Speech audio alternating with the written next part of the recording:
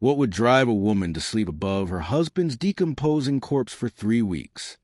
In the quiet suburbs of Cedar Falls, Iowa, neighbors noticed something was terribly wrong when the smell began seeping to the walls of 42 Maple Street. What police discovered inside would challenge everything we think we know about love, desperation, and the human mind's ability to deny reality. This is a disturbing true story of Margaret Chen, a devoted wife whose world collapsed in the most horrifying way imaginable. The morning of March 15 started like any other Tuesday in the Chen household. Margaret Chen, a 47-year-old insurance adjuster, was preparing breakfast while her husband David, a 52-year-old construction foreman, sat at their kitchen table. Their colonial-style home on Maple Street had been their sanctuary for 15 years, a place where they'd built what everyone believed was a perfect marriage. But beneath the surface, their marriage had been crumbling for months. David's gambling addiction had consumed their savings, their security, and ultimately, their trust in each other. The bank called yesterday. Margaret said quietly, setting a plate in front of him, "We're 3 months behind on the mortgage." David didn't look up from his phone. His fingers drummed nervously on the table, a habit that had become constant over the past few weeks. "I can fix this," he muttered. "How?" The word came out sharper than Margaret intended. Months of fear and frustration had worn away her patience. "The same way you fixed it last time?" David stood abruptly, his chair scraping against the hardwood floor. What Margaret didn't know was that he'd already tried to fix it 3 weeks earlier in a desperate attempt to keep their house. He'd done something that would shatter the last remnants of their marriage. He'd taken out a second mortgage on their house without telling her. The revelation came that afternoon when Margaret arrived home from work to find David sitting at their dining room table, surrounded by legal documents. The expression on his face told her everything she needed to know. "Sit down, Maggie," he said, and those 3 words carried the weight of their entire world crumbling. Margaret remained standing, her briefcase clutched in her hand. "What did you do?" "I mortgaged the house. The full equity. It's gone, Maggie. All of it." David's hands shook as he gestured to the papers. "I owe some people money. Bad people. They threatened to hurt you if I didn't pay them back." The number, $87,000, hung in the air like a death sentence. Margaret felt something break inside her chest, something fundamental to who she was as a person. "Get out," she whispered. "Maggie, please. Get out." The scream tore from her throat with such force that David stepped backward. "Get out of this house." But David didn't move toward the door. Instead, he moved toward her, his hands outstretched. "Don't touch me," Margaret warned, backing away. "Don't you dare touch me." "I love you," David said desperately. "I did this to protect you." "To protect me? You've destroyed everything." What happened next would replay in Margaret's mind thousands of times. David lunged forward to stop her from leaving the room. His hand grabbed her wrist. Margaret wrenched free with such force that David stumbled backward, his foot catching on an area rug. Time slowed as Margaret watched her husband fall backward, his head striking the corner of their mahogany coffee table with a sickening crack. The silence that followed was absolute. David lay motionless on their living room floor, his eyes open but unseeing, blood seeping from behind his right ear onto the Persian rug Margaret's mother had given them as a wedding gift. Margaret stood frozen as David's body hit the floor. But what she did next would haunt investigators for months. "David." Margaret's voice was small, childlike. She knelt beside him, her hands hovering over his chest, afraid to touch him. "David, wake up." But David Chen was beyond waking up. The impact had caused a massive brain hemorrhage. He had died instantly. Margaret's mind, however, refused to accept what her eyes were telling her. Already fractured by months of stress and the devastating revelation about their house, her psyche simply couldn't acknowledge the reality before her. She convinced herself that David was unconscious, that he was breathing, even though his chest remained still, that the blood was just a minor injury that would heal with time and care. "It's okay, baby," she whispered. stroking his hair. "You just hit your head. You're going to be fine." Hours passed. David remained motionless, but Margaret's denial only deepened. She couldn't call an ambulance. What if they took David away from her? What if they put him in a hospital where she couldn't watch over him? No, she would take care of him herself, like she always had. Moving David's 180-pound frame up the stairs was a Herculean task that left Margaret's back screaming in protest. But she managed it, driven by a love that had transformed into something unrecognizable. Under the bed seemed perfect, dark, quiet, protected.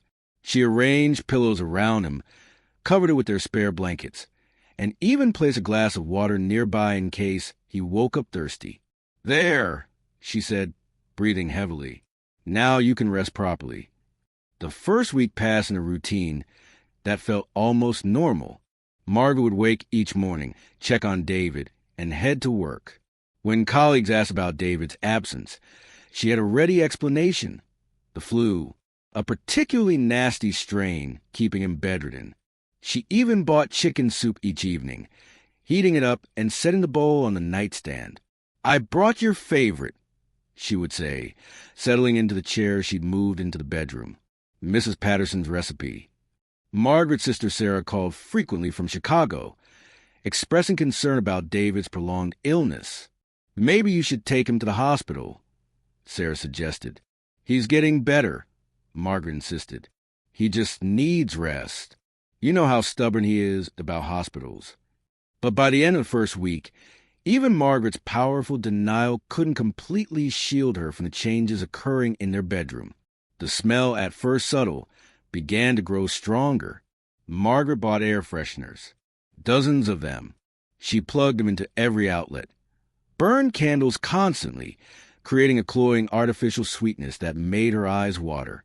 But by day 10, even Margaret couldn't ignore what was happening to David's body. So why didn't she call for help?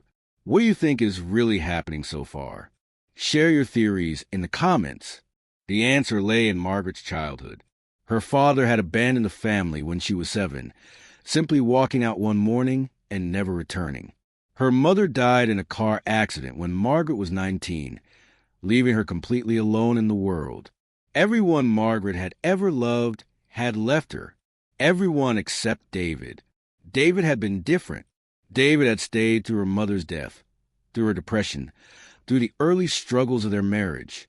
David had promised her forever, and Margaret had built her entire sense of self around that promise. The idea that David might leave her, even through death, was so threatening to her psychological survival that her mind simply refused to accept it. By the third week, Margaret's behavior had become increasingly erratic. She spoke to David constantly, carrying on full conversations as if he were responding. She would laugh at jokes only she could hear, nod in agreement with opinions he couldn't possibly be expressing. The smell in the bedroom would become overwhelming, forcing Margaret to keep the door closed at all times. She told herself it was a gas leak, maybe a problem with the sewer line. Margaret's appearance began to deteriorate. Dark circles shadowed her eyes, and she lost weight, forgetting to eat regular meals.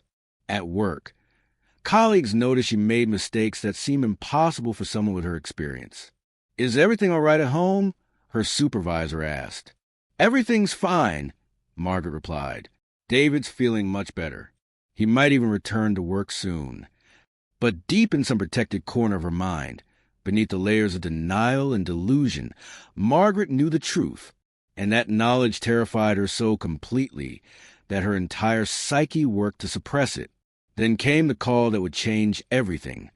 Margaret's sister Sarah announced she was coming for a visit. "I'm worried about you both," Sarah said. "You sound exhausted, and David's been sick for almost a month.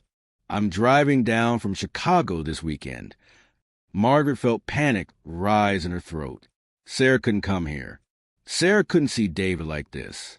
Sarah wouldn't understand that David was just resting, just healing. "That's not necessary, Sarah. Really, David's much better. I'm not taking no for an answer. I'm leaving Friday morning." Margaret spent the next 2 days in a frenzy of preparation. She scrubbed the house from top to bottom, bought more air fresheners, more candles. She practiced her explanations in the mirror, rehearsing the words she would use to convince Sarah that everything was normal. When Sarah arrived, Margaret met her at the door with a smile that felt like it might crack her face. "Maggie, you look terrible. Have you been sleeping?" "I'm fine, just tired. You know how it is when someone's sick." The next 3 days were a carefully choreographed dance of deception. Margaret invented reasons why Sarah couldn't see David. He was sleeping. He was contagious. The doctor had advised against visitors. "He's really that sick?" Sarah asked Saturday evening, "Maybe I should drive him to the emergency room myself." "No, I mean he's finally getting better. Moving him now might cause a setback." That night, Sarah heard Margaret talking to someone upstairs. The conversation was one-sided, but Sarah couldn't make out any responses. "Who were you talking to?" Sarah asked the next morning. "David's doctor," Margaret replied. "Dr. Morrison is very dedicated to his patients." At midnight, emergency consultation. By Sunday, Sarah's concern had morphed into genuine alarm. Her sister looked haggard, spoke in rehearsed phrases, and seemed to be living in constant anxiety. The house, despite being obsessively clean, had an underlying smell that reminded Sarah of something wrong. "Maggie, I think you need help," Sarah said as she prepared to leave. "Maybe you should take a break." "I don't need help. David needs me. I'm all he has." But Margaret's sister Sarah decides to make an unannounced visit from Chicago. She has no idea what she's walking into. "Thank you for staying with us. The most shocking part is still coming." The call came exactly 4 weeks after David's death. Margaret was getting ready for work when the phone rang. "Ma'am, this is Officer Jenkins with Cedar Falls Police. We've received complaints about a strong odor coming from your residence. We need to come by and make sure everything's all right." Margaret's blood turned to ice. "What kind of odor?" "Neighbors are concerned there might be a gas leak. We just want to make sure you're safe. Everything's fine here. My husband has been ill, and the smell might be from medication." "Ma'am, we really do need to check. We'll be by within the hour."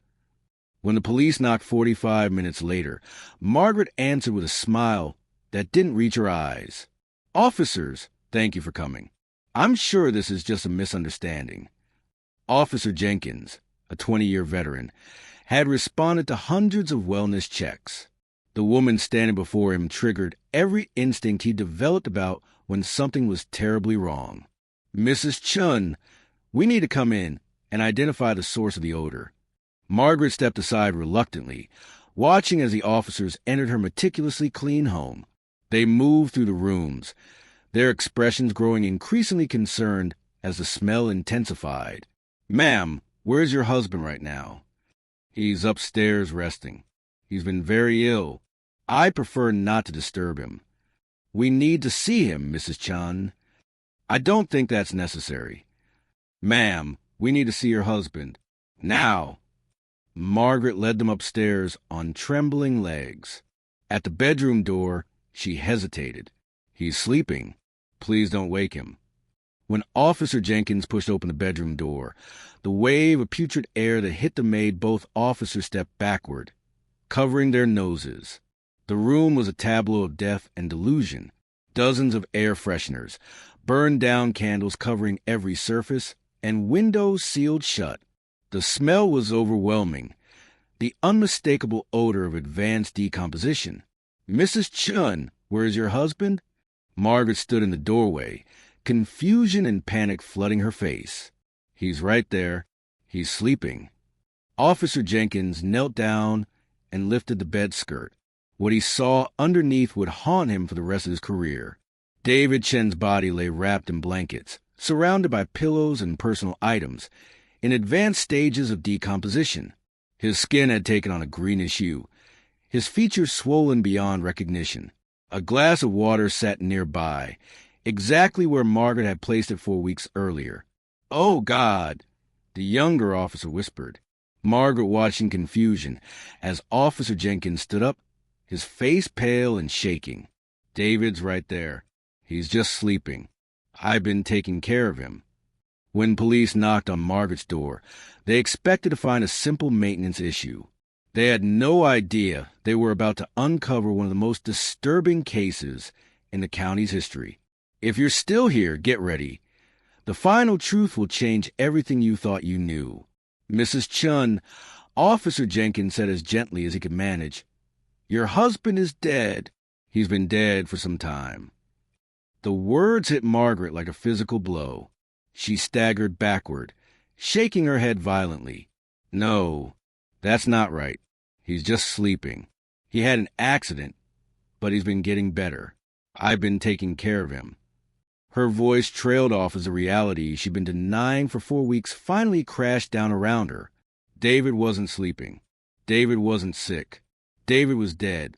Margaret collapsed to her knees, a wail of anguish tearing for her throat that seemed to come from the depths of her soul. It was the sound of a woman's entire world shattering. The investigators who arrived pieced together the timeline of David's death and Margaret's psychological breakdown. The coroner determined David had died instantly from traumatic brain injury. There was no evidence of foul play.